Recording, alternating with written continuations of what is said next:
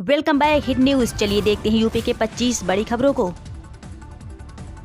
अमृत महोत्सव के बहाने गांव घर पहुंचेगा संघ, मंदिर निर्माण से राष्ट्र निर्माण के फार्मूले को समझाएगा। राष्ट्रीय स्वयंसेवक संघ RSS रानी लक्ष्मीबाई की जयंती 19 नवंबर से आज़ादी के अमृत महोत्सव की शुरुआत करेगा।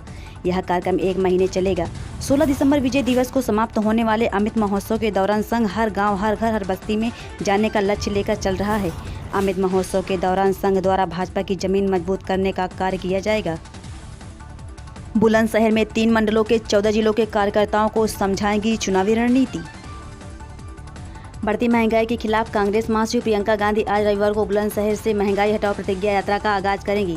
महंगाई के खिलाफ कांग्रेस पार्टी के हल्ला बोल का आगाज पश्चिमी यूपी के बुलंदशहर के अनूप शहर से होगा। रामलाल के दरबार में हुआ पूजन, वाराणसी के लिए आज रवाना होगी यह यात्रा।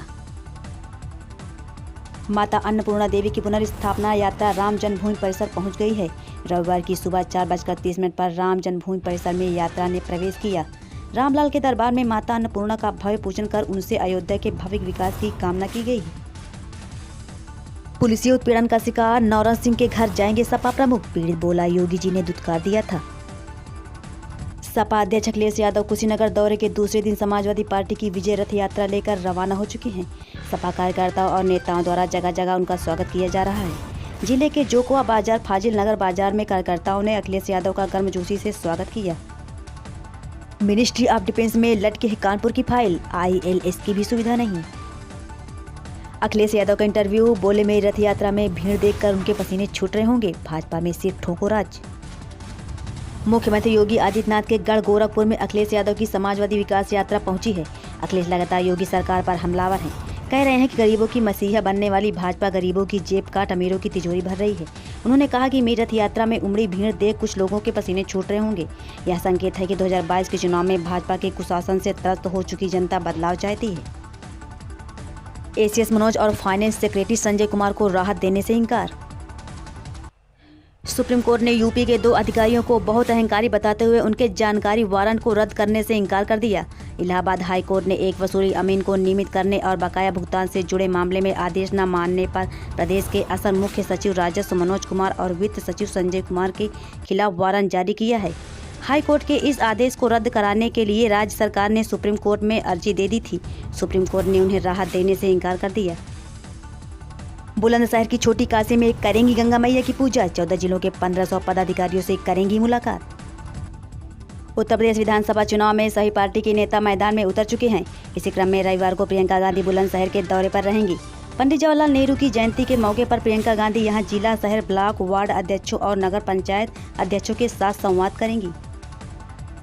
महंगाई हटाओ पदयात्रा से बीजेपी सरकार में महंगाई बेरोजगारी पर करेंगे जागरूक। यूपी विधानसभा चुनाव में जीत के लिए कांग्रेस विपक्षियों को घेरने की तैयारी में है। रविवार से यूपी में कांग्रेस की महंगाई हटाओ प्रतिज्ञा पदयात्रा शुरू हो रही है। प्रयागराज में इसकी तैयारी की जा चुकी है। शहर और जिला कांग्रेस कमेटी की ओर से पदयात्रा शुरू की जाएगी। यह प्रयागराज की सभी 12 विधानसभा क्षेत्रों में पहुंचेगी। घर घर जाकर बीजेपी सरकार में बढ़ रही महंगाई के बारे में कांग्रेस कार्यकर्ता बताएंगे। शिवपाल बोले सत्ता परिवर्तन के लिए निकाली है यात्रा, बीजेपी की गलत नीतियों से यूपी की जनता परेशान। प्रसपा सुप्रीमो शिवपाल सिंह यादव सामाजिक परिवर्तन रथ यात्रा लेकर भतीजे अखिलेश यादव के संसदीय क्षेत्र आजमगढ़ पहुंच गए हैं। शनिवार देर रात शिवपाल ने कहा कि सत्ता परिवर्तन के लिए यह रथ यात्रा निकाली है। भाजपा की गलत नीतियों से यूपी की जनता परेशान है। यहां जीतने का मतलब है यूपी की सत्ता पर कब्जा। 6 मंडलों में है 165 सीटें। यूपी बोर्ड ने फिर बढ़ाई रजिस्ट्रेशन की तिथि, अब 20 नवंबर तक भर सकेंगे फॉर्म। अंक सुधार परीक्षा 2022 में दोबारा निःशुल्क बैठ सकेंगे। पुरानी पेंशन की बहाली को लेकर शंखनाद रैली की तैयारियां तेज, दर्जन भर से ज्यादा संगठन आए अटेवा के साथ। पुरानी पेंशन की बहाली और निजीकरण के खिलाफ कर्मचारियों और शिक्षकों के संगठन अटेवा ने पेंशन शंखनाद रैली करने का निर्णय लिया है। लखनऊ के इको गार्डन में 21 नवंबर को होने वाली रैली को दर्जन भर से ज्यादा संगठनों का समर्थन अब तक मिल चुका है। यह सिलसिला लगातार बना हुआ है। शिक्षाविद बच्चों से विद्यालय परिसर में लगवाता है झाड़ू, बोला जिसे आपत्ति हो वह स्वयं आकर करे सफाई। अयोध्या के प्राइमरी स्कूल की शिक्षा व्यवस्था पर शिक्षकों की मनमानी व अधिकारियों की लापरवाही से नहीं उबर पा रही है। विधानसभा मलकीपुर क्षेत्र के एक स्कूल में ऐसा ही मामला सामने आया है, जिसमें बच्चों से स्कूल में झाड़ू लगवाई जा रही है।